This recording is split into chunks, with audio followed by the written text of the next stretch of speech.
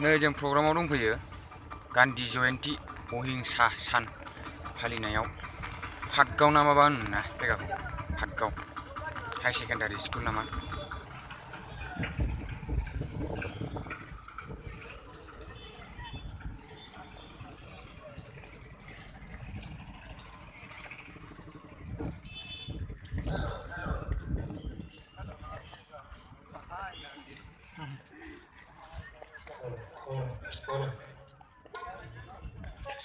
मोसालाय सिस्टेमावलाय फाट नै जों ओंखारबा सासे जागौमोन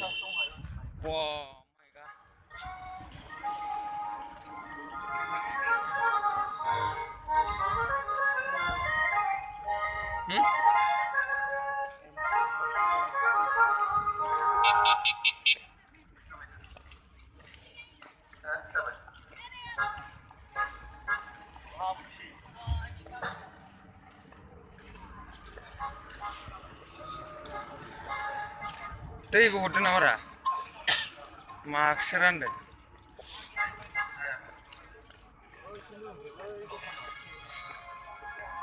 हागरसै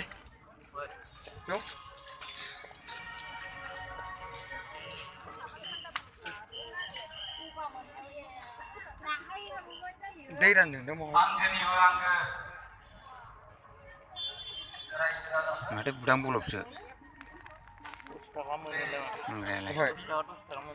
सेनिटाइजार होलांसै आखायाव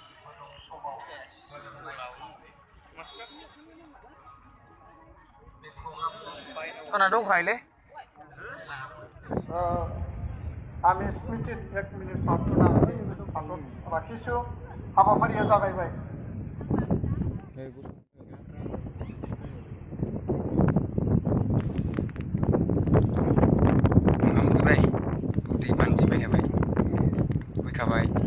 जासिगोन बयखौबो जिरायनो खावलायबाय आं बे समाव जोंनि फरा सानजाखौ रेडि जानो थाखाय खावलायदों आरो बिनि सिगांनो आलासिनि सिनायथि होनाय हाबाफारिखौ जोंनि गाहाय नेहाथारि हwnw बसुमतारी बिथांखौ मावफुंनो थाखाय खावलायबाय आरो आलासि सिनायथि होनाय समावनो फरा सानजाखौ सारियै गसंनानै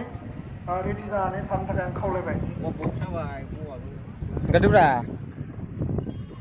उरं बे समाव सामलायगिरि आफादगिरि मानव गेदेर मा मावदों दिपेन बर' बिथांनि खावलायनाय बायदि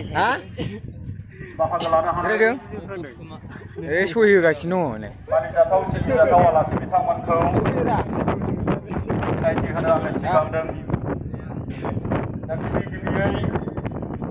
आङो सिनायथि होनो सिगांदों बे समाव दुलाराय बर' फरायसा आफादनि आफादगिरि मिस्टार महिलाल मुस्रि दिपेन बर'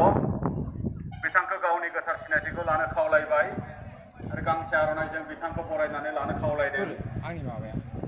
बरायनायखौ नाजावनायनि थाखाय रोजा रोजा साबायखर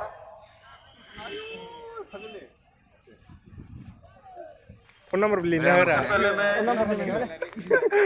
स्वागत के साथ साथ परिचय में देना चाहूँगा आज के कार्यक्रम में मुख्य अतिथि रूप में उपस्थित प्रोफेसर रमेश चंद्र बरदुआ सीनियर गांधीवादी पदक Upendranath Brahma soldier of humanity awardee senior intellectual sir ji को अपना परिचय देने के लिए मैं अनुरोध करता हूँ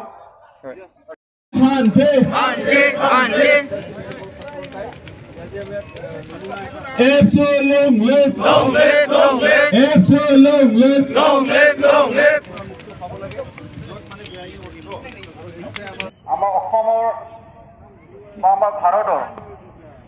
DA নিউজ প্লাছৰ এডিটৰ শ্ৰীযুত ধন্যবাদ থাকিল ছাৰ এতিয়া মই অনুৰোধ কৰিব বিচাৰিছোঁ Nature's বেকনৰ director and writer Srijut সমাদীপ Dutta ডাঙৰীয়া দেৱক নিজৰ পৰিচয় ডাঙৰীয়া দেৱে আহি পোৱা নাই आरो बे समाव आङो सिनायथि होनो सिगांदों गोजोननि थाखाय फारौ आरो बेलुन बिरहोनाय हाबाफारियाव